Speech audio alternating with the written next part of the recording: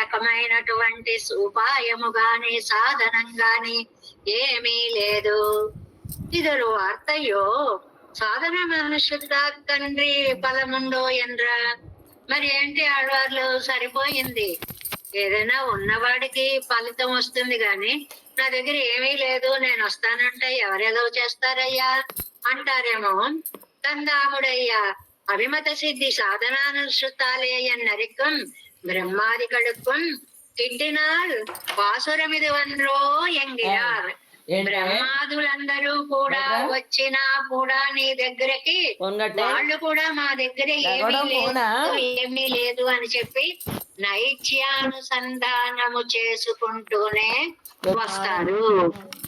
వాళ్ళే వాళ్ళ దగ్గర ఏం లేదు అంటే నా దగ్గర ఉంటుందయ్యా, నో రాదు ఇత్యాది தேவன் திருவடிகளை காண்கைக்கு சாதனானுஷ்டானம் பண்ணாதே இறந்து வைத்து உன்னை ஒழிய ஆத்த மாட்டேன் என்னாயத்தவர்கள் தனித்தனியே சொல்லுவது. అది నీ పాదాలు చేరే భాగ్యాన్ని పొందకపోయినా నిన్ను వదిలి ఉండలేను అని ఈ మాటలు ఎవరన్నారండి? బ్రహ్మగారు అన్నారు, రుద్రుడు గారు అన్నారు, ఇంద్రుడు గారు అన్నారు. అంటే అందరూ కూడా ఎంత గొప్ప దేవాది దేవతలైనా కూడా నైత్యాన్ని అనుసంధానం చేసుకుంటూనే నీ పాద సన్నిధికి వస్తారు. ఆకించన్యాన్ని చెప్పుకుంటారు. ఆకించన్యం అంటే కించిత్తు కూడా నా దగ్గర ఏమీ లేదు, దాన్ని ఆకించన్యం అంటారు. నా దగ్గర ఏమీ లేదు అని అన్నమాట. అని చెప్పడం. ஒரு பான யுத்தத்திலே தோத்து போக்கடியத்தவாரே எங்கனே வந்து విజువర్గల్. ఏదైనా సరే బాణాలతో యుద్ధం చేసేటప్పుడు అక్కడ బాణాసురుడు శివుడు వాళ్ళిద్దరు ఒక యుద్ధం జరిగింది కదండి. బాణాసురుడికి కృష్ణుడికి యుద్ధం జరిగినప్పుడు ఆ కథ మీకు తెలుసు కదా. మామూలుగా ఆ మనవడిని బాణాసురుడి యొక్క కూతురు ఉష, ఆవిడ ఆ అందమైనటువంటి వాళ్ళందరి చిత్రలేఖ అని ఆవిడకు ఫ్రెండ్ ఉంటుంది. లోకల్లో ఉన్న అందగాళ్ళ యొక్క ఫోటోలన్నీ తీసుకొచ్చి ఈ ఉషకి చూపిస్తుంది. చూపిస్తే అందులో కృష్ణుడి మనవడు నచ్చుతాడు. ఉషా అనిరుద్ధుల కథ ఉంది కదండి. అప్పుడు ఈ చిత్రలేఖ వెళ్ళి తిరస్కరణి విద్యతోటి ఆయన మాయం చేసి తీసుకొచ్చేస్తుంది. అది కృష్ణుడికి తెలిసి ఇలా నన్ను మోసం చేస్తావా అని యుద్ధానికి వస్తాడు. వస్తే అప్పుడు బాణాసురుడు పరమశివ పరమశివ, కృష్ణుడు నా మీద యుద్ధంకి వస్తున్నాడు, నువ్వు కాస్త సాయం చేయవలసింది అని అడిగితే అప్పుడు శివుడు యుద్ధానికి వస్తాడు. మనకి రామానుజనోత్తం గదిలో చక్కటి పాసురాలన్నీ ఉన్నాయండి. ముక్కన్మూర్తియం మొత్తం అందరూ కూడా పైయం అందరూ ఓడిపోయారు అనేటువంటి పాసురం ఉంది. అప్పుడు ఆయన ఏం చేశాడు? శివుడు యుద్ధానికి వచ్చి ఓడిపోయి కృష్ణ కృష్ణ మహాబాహో జానే త్వం పురుషోత్తమం అని ఇన్నదే ಒಂದು రజస్తమస్సుక్కల్ తలై ఎడుத்த పోదు ఈశ్వరోహం నిర్ణరిబ్బరుగల్ అంతవరకు నేను ఈశ్వరుణ్ణి అని భావించిన రుద్రుడు ముట్టిన వారి కృష్ణ కృష్ణ మహాబాహో జానే త్వం పురుషోత్తమం నిన్ను స్తోత్రం పన్నత్తొడంగు వర్గల్. ఓడిపోయిన తర్వాత అయ్యయ్యో కృష్ణ కృష్ణ మహాబాహో జానే త్వం పురుషోత్తమం పరేశం పరమాత్మానం అనాదిని ధనం పరం అని రుద్రుడు కృష్ణుడిని ప్రార్థించినటువంటి శ్లోకం అండి. ఇప్పటికి నేను నిన్ను తెలుసుకున్నాను అంటాడు. అన్నట్లుగా శరణంతో అనుప్రాప్త సమస్త దేవతాగణ విషత్తై కంఠత్తిలే ధరిత్త శక్తి అయుడయ్యనాయ్ అత్తావేద ప్రధాననాగా అభిమానించరికం రుద్రం. రుద్రుడు ఎంత గొప్పవాడండి. విషాన్ని అటు లోపలికి పోనీయకుండా ఇటు బయటికి రానియకుండా కంఠంలో పెట్టుకున్నాడు. లోకాలకి ఉపద్రవం కలగకుండా లోపలికి పంపించలేదు, బయటికి రానివ్వలేదు. ఆహా నేను విషం అత్తీతి విషాద, నేను కంట్రోల్ చేయగలిగాను అనుకుంటున్నాడు. అలాంటి రుద్రుడు కూడా అవనం పుంజనకర యవనం జ్ఞానశక్తిగల పూర్ణనాద చతుర్ముఖనం. ఈ పాయింట్ బాగా గుర్తు పెట్టుకోవాలి. రుద్రుడికి కూడా తండ్రి ఎవరండి? బ్రహ్మ గారు. యొక్క నాభీ కమలంలో నుంచి బ్రహ్మగారు వస్తే బ్రహ్మగారి యొక్క సృష్టిలోని వాడు పరమశివుడు. ఇది సిద్ధాంతం. కాబట్టి వారి తండ్రి గారైనటువంటి శివుడు కూడా త్రైలోక్య నిర్వాహకనాన ఇంద్రుడు, నేను 3 లోకాలకి అధిపతి నేను గర్వంగా చాటుకునే ఇంద్రుడు. సబ్రహ్మ సశివ సేంద్ర ఇంగనే ఇరక్కచేదయం అహిర్బుజ్ఞ సంహితంజిలే రుద్ర సంహిత అన్నమాట. ఇవరుடைய వాక్యంಗಳే ప్రమాణంగా కండు పోరానిన్నోమే ఎన్ని. వీళ్ళందరూ కూడా మా అందులో నుంచి బ్రహ్మ, శివుడు, రుద్రుడు అందరూ కూడా, రుద్రుడు అంటే రౌద్రాన్ని చూపించిన పరిస్థితిని బట్టి రుద్రుడు అయ్యాడు అని మంగళకరుడు కాబట్టి శివుడని నామాలకి ఉన్నాయి అనుకోండి ఆ పేర్లన్నీ కూడా. వీళ్ళందరూ కూడా మామూలుగా నారాయణ వాకల్లో అనువాకంలో వస్తుంది కదండి, సబ్రహ్మ శివసేంద్ర ఏదో పరమస్వరాట్ నారాయణ అని వస్తుంది కదా. అలాగా వాళ్ళతో ఇంద్రుడిని కూడా చెప్పి సమస్త దేవతలు ఇంద్రాదులు మేమందరము ఇంత గొప్ప వాళ్ళము అని అహంకరించిన వాళ్ళే సత్వం తలై ఎడుతూ పోదు ఆ అహంకారం దిగిపోయి సత్వగుణం పైకి వచ్చిన తర్వాత సొల్లమవై ఎల్లాం కొళ్ళక్కడవో. వాళ్ళు చెప్పేటువంటి ఈ మాటలు అంటే మంచి మాటలు. అహంకారంగా ఉన్నప్పుడు ఎలా ఉన్నా అహంకారం పోయిన తర్వాత మేమంతా మీ దాసులము అని వాళ్ళందరూ కూడా అంగీకరించినటువంటి మాటలు. దాన్ని ఇక్కడ ఆళ్వార్లు చెప్తున్నారు. ఇవై కైకొండో విన్నా ఇవర్గల్ తాంగల్ ఉద్దేశరాగార్ కాకైవాయిలం కట్టరే కొల్వార్. కాకి కబుర్లు అని అంటారన్నమాట. అంటే కలబొల్లి మాటలు ఎన్నుండి ఎన్నో పట్టరళి చేయవర్ అని. అదేంటంటే ఎలాంటి పరిస్థితిలో కూడా అది మేము స్వతంత్రము అని గొప్పగా ఒకప్పుడు అహంకరించిన వాళ్ళందరూ కూడా సత్వగుణ ఆవిర్భావము కలిగిన తరువాత వాళ్ళు నువ్వే మహానుభావుడు తండ్రి రక్షించు అని పెరుమాళ్ళ యొక్క పరాత్పరత్వాన్ని అంగీకరించారు అని. ఎన్నో బట్టలు చేయవారు. ఓ రాజువారు అంటే తిరుమల రాజువారులు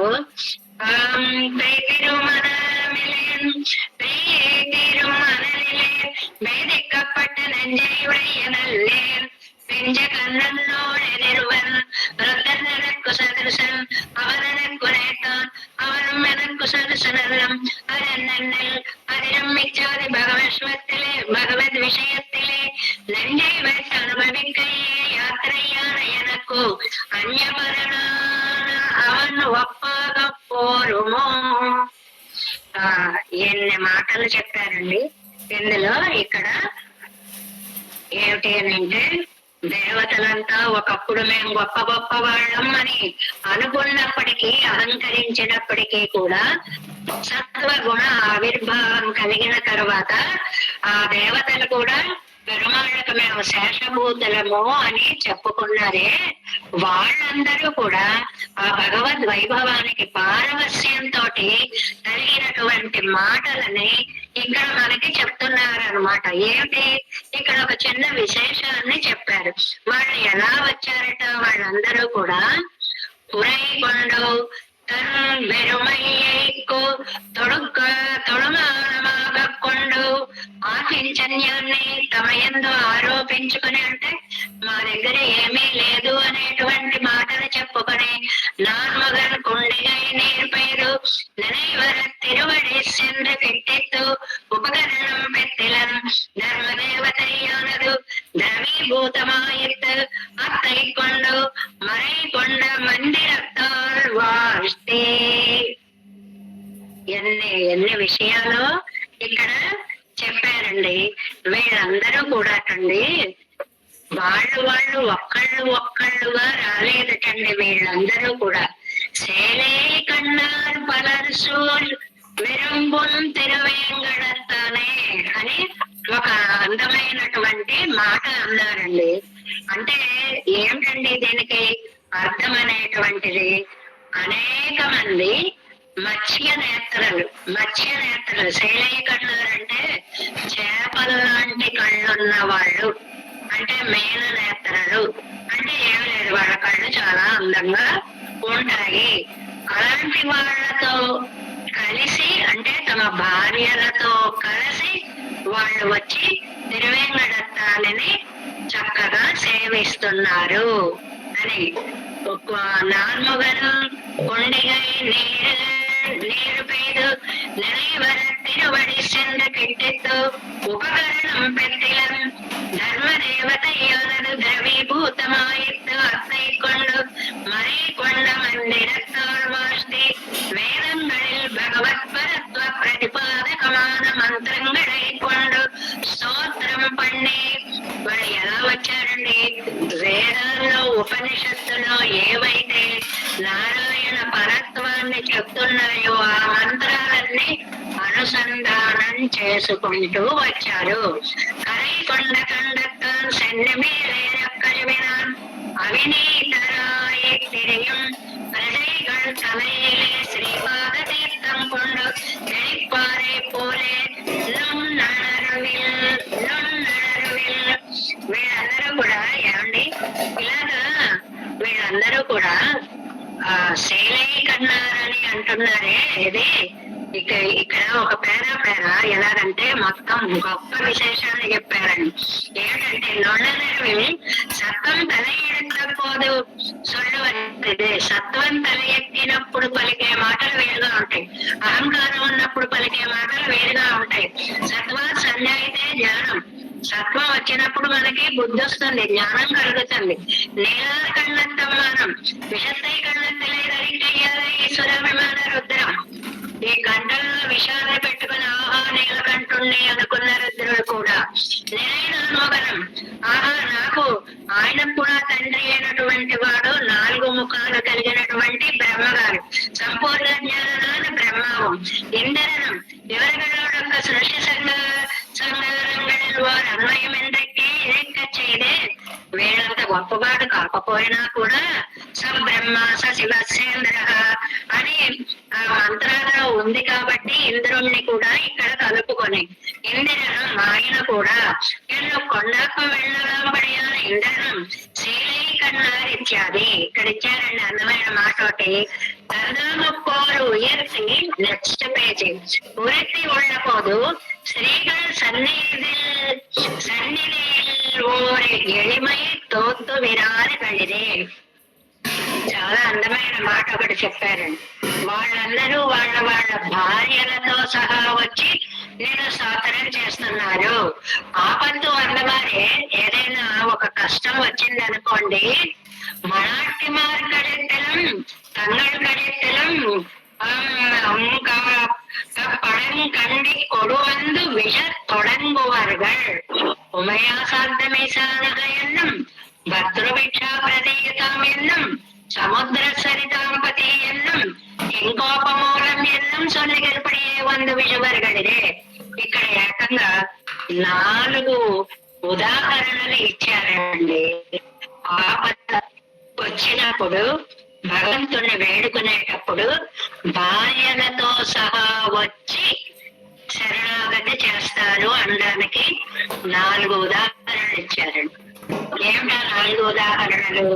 నెంబర్ 1, ఒకటి పరమశివుడు హరివంశుడు ఉమతో సహా వెళ్ళాడు, మొట్టమొదటిదండి. అది హరివంశంలోది మొట్టమొదటిది.